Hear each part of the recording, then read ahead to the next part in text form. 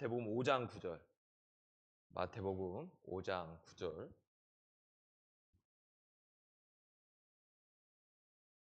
마태복음 5장 9절. 우리 함께 하겠습니다. 화평하게 하는 자는 복이 있나니 그들이 하나님의 아들이라 일컬음을 받을 것이며. 아멘. 오늘 우리가 살아가는 시대는 갈등의 시대라고 해도 과언이 아닐 정도로 수많은 갈등 속에 살아가고 있습니다. 우리가 지금 이란과 미국과의 전쟁, 이스라엘 이렇게 전쟁들을 보면 계속 협상을 한다고 하지만 계속 결렬되고 있어요. 갈등이 있다고 하는 거죠. 뭔가가 서로가 원하는 것이 이루어지지 않고 또 합의가 되지 않기 때문에 그렇습니다. 이것은 모든 것이 다 무언가에 가지고 있는 갈등 때문에 그렇습니다. 근데 우리 안에도 멀리 갈 필요도 없죠. 우리 스스로도 나 때문에 내가 갈등할 때도 있잖아요. 가정 안에서도 교회 안에서도 또 사회 속에서도 끊임없이 우리는 충돌과 이 갈등 속에 살아가고 있는 것 같습니다. 그런데 예수님께서는 이 혼란스러운 갈등의 시대 속에 우리가 어떻게 살아가야 되는지 오늘 말씀을 그렇게 이야기하고 있습니다. 화평하게 하는 자는 복이 있다. 갈등이 아니라 혼란이 아니라 화평하는 거예요. 근데 오늘 말씀 우리가 잘 읽어보세요. 짧지만 이렇게 말씀해요. 화평하는 자. 그렇게 다시 얘기하면 화평을 좋아하는 사람이다라고 얘기하잖아요. 화평은 누구나 다 좋아해요. 그런데 오늘 말씀은 우리에게 뭐라고 말씀하냐면 화평을 만들어가는 사람이 복이 있다는 거예요. 뭐라고요? 화평을 만들어가는 사람이 복이 있다는 거예요. 화평한 것을 싫어하는 사람은 하나도 없어요. 그런데 화평한 곳에서 살고 싶어 해요. 누구나가 다. 그런데 내가 갈등을 가지고 혼란을 가지고 그 속에 들어가면 또 다른 갈등이 생겨요. 그러니까 우리는 어떤 사람이 되어야 된다고요? 화평을 만들어가는 사람이 되어야 된다고 말씀하고 있는 거예요. 그래서 우리가 어떻게 하면 화평의 사람으로 살아갈 수 있을까라고 하는 것을 우리에게 말씀하고 있는데, 하나님은 우리에게 화평은 어떻게 만들어갈 수 있느냐? 하나님과의 관계가 회복되어야 된다는 거예요. 오늘 저나 여러분 안에 이런 화평을 만들어가고 화평을 누리지 못하고 있다고 한다면 내가 먼저 뭘 생각해야 돼요? 하나님과의 관계가 올바로 세워지고 있는가, 아니면 하나님과의 관계가 깨져 있는가라고 하는 것을 생각해야 된다는 거예요. 그래서 화평의 출발점은 사람과의 관계가 아니라 누구와의 관계라고요? 하나님과의 관계예요. 그러니까 하나님과의 관계가 잘 세워지면 깨졌던 모든 불화의 모습들이 어떻게 된다는 거예요? 화평해진다는 거예요. 혼란스럽고 갈등의 모습들이 된다는 거죠. 그래서 우리에게 가장 먼저 중요한 건 하나님과의 관계가 회복되는 거예요. 그러니까 죄로 인해 우리는 하나님과 원수가 됐다는 거죠. 그러니까 하나님과의 관계가 회복되기 위해서 우리에게 필요한 게 뭐라는 거예요? 죄의 문제 해결 받아야 된다는 거예요. 그런데 우리는 예수 그리스도께서 이미 십자가를 지시고 그 십자가를 통해서 우리가 이미 죄의 문제가 해결됐잖아요. 그래서 하나님은 우리와 화목하게 되셨다라고 말씀하고 있어요.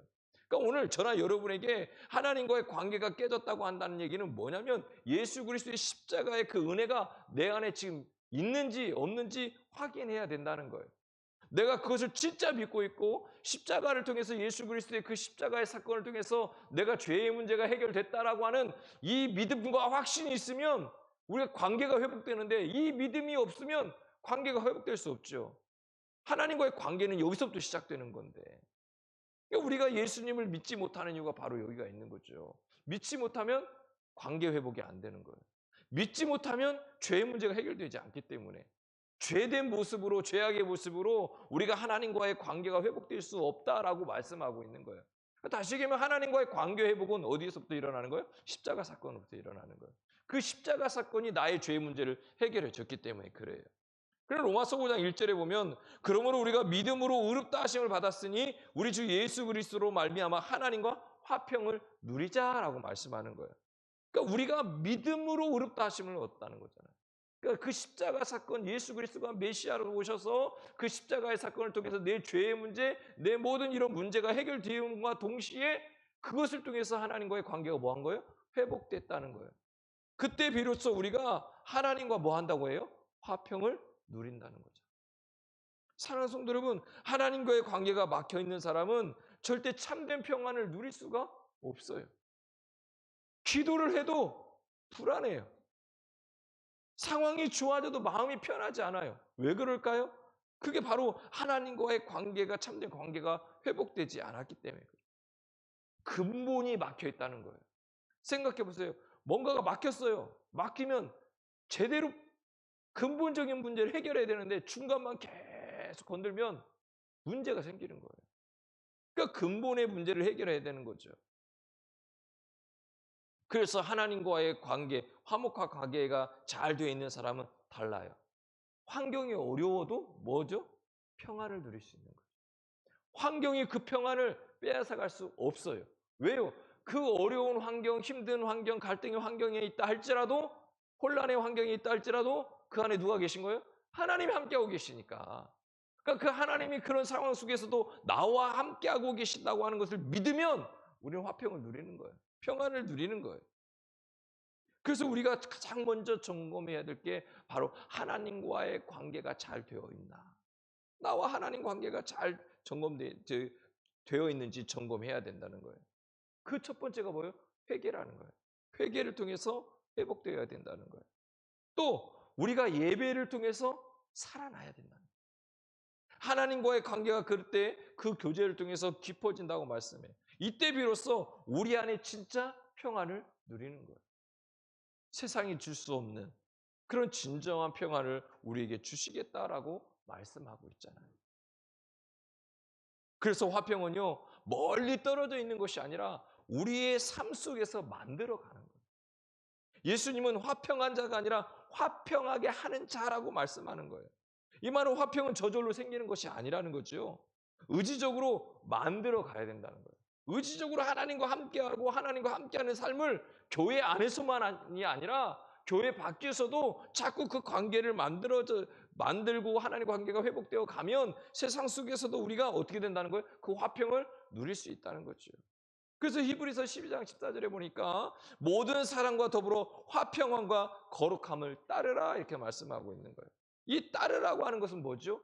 힘쓰고 애쓰라는 거예요. 하나님과의 관계가 회복됐으면 거기서 끝나는 것이 아니라 이것을 가지고 모든 사람과 더불어서 함께 그것을 누리기 위해서 노력하고 애쓰라는 거예요. 그래서 사랑과의 관계 속에서 자꾸 틀어지고 갈등이 생기니까 내가 그 사람과 가까이 하지 않겠다. 이게 아니라 그럼에도 불구하고 내가 그 사람과 화평하기 위해서 왜 하나님과 나와의 관계 이미 화평해졌으니까 그 관계를 다시 저 사람과 관계가 회복되기 위해서 우리가 힘쓰고 애써야 된다는 거예요. 화평은 그냥 주어지지 않는다. 화평을 깨는 요소들이 뭐예요? 내 자존심, 욕심, 시기, 질투, 또 우리가 말하면서 말의 실수들. 이런 것들이 우리의 관계를 깨트리잖아요.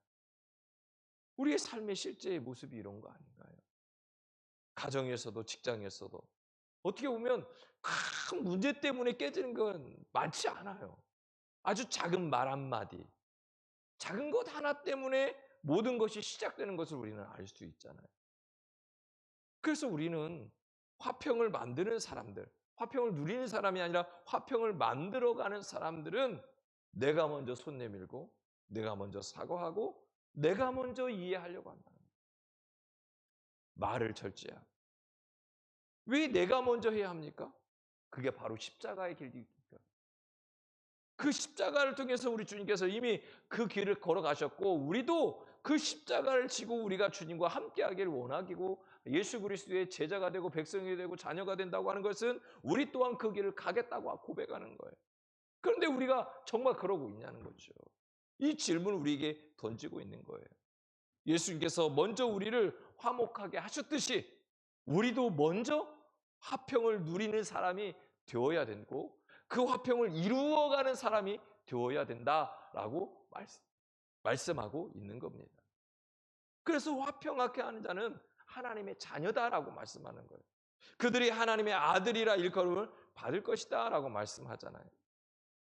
일컬음을 받는다고 하는 얘기는 뭐예요? 단순한 칭찬을 얘기하는 게 아니에요. 그의 정체성이 뭐냐라고 하는 것을 말씀하는 거예요. 그러니까 우리의 정체성은 뭐예요? 하나님의 아들이라는 거예요. 그러니까 하나님의 아들이라고 쓴 것은 앞에서 말씀한 것처럼 하나님과의 관계가 회복되고 그분을 통해서 내가 진정 화평을 누릴 때 그것을 나 혼자만이 아니라 내가 있는 모든 공동체, 내가 생활 속에서, 삶 속에서, 내가 생활하는 모든 영역 속에서 그것을 이루어가는 사람이 될 때 우리가 하나님의 아들이라 일컬음을 받고 하나님의 자녀라고 일컬음을 받는다는 거예요. 그게 우리의 정체성이라는 거예요. 그래서 하나님 화평케 하는 사람은 하나님의 성품이 뭐 하는 사람이 드러나는 거예요. 드러나는 그 모습이 화평의 모습이. 그러니까 하나님은 어떤 분이라는 거예요? 화목하게 하는 분이고 용서하시는 분 하나님이고 관계를 회복시키시는 하나님이다라고 우리에게 말씀하는 거예요. 그러므로 화평을 이루는 사람은 하나님을 닮아가는 거죠. 사랑하는 성도 여러분, 세상에는 두 종류의 사람이 있다라고 이야기를 해요. 문제를 만드는 사람이 있고 화평을 만드는 사람이 있다는 거예요. 우리는 어떤 사람인가요? 내가 가는 곳마다 문제를 만드는 사람입니까? 아니면 평화를 만드는 사람입니까? 우리 성도들은 반드시 화평을 만들어가는 사람이 될 수 있기를 주의 이름으로 축복합니다. 내가 가는 곳에 문제가 있고 걱정과 근심이 있고 혼란이 있다 할지라도 갈등이 있다 할지라도 우리가 가면 그곳이 화평이 이루어지는 그 은혜의 주인공이 될 수 있기를 주님 축복합니다. 왜 그렇죠? 우리가 하나님의 아들이니까. 우리의 정체성이 거가 있으니까. 가정과 직장과 교회에서 분위기를 살리고 갈등을 중재하고 어디 가든 평화를 주는 그런 사람이 하나님의 자녀라는 거예요. 화평은 예수 그리스도를 믿는 우리에게는 선택이 아니라 본질이다라고 말씀하는 거예요. 본질이다.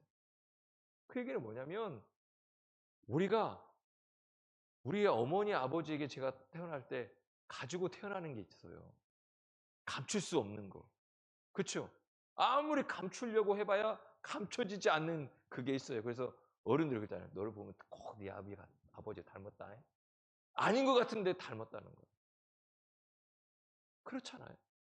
어떤 모습이 남든지 아닌 것 같은데 어느 순간에 다 닮아 나타나는 거잖아요. 우리 삶 속에. 뭐 겉모습 속에 나타날 수도 있고 말하는 말투에 나타날 수도 있고 여러 가지 모습들이 우리에게 나도 모르는 사이에 우러나오는 거란 말이에요. 똑같아요. 우리가 하나님의 자녀라고 하는 얘기는 나도 모르게 우리 안에 그 하나님의 자녀의 성품이 그냥 나와야 되는 거죠. 그 중에 하나가 바로 이 화평의 모습을 말씀하고 그 하나님의 성품을 이야기하는 거예요. 그래서 우리의 신앙의 본질이 그거라는 거예요. 하나님과 화목하십시오. 또 하나님과 화목하십시오. 내가 어딜 가든지 화평을 만드는 사람이 될 수 있기를 주의 이름으로 축복합니다. 그럴 때 하나님께서 뭐라면 너는 내 자녀다. 내 아들이다. 내 딸이다. 라고 인정해 주시는 겁니다. 우리가 오늘 함께 기도하기를 원합니다. 이렇게 기도했으면 좋겠습니다.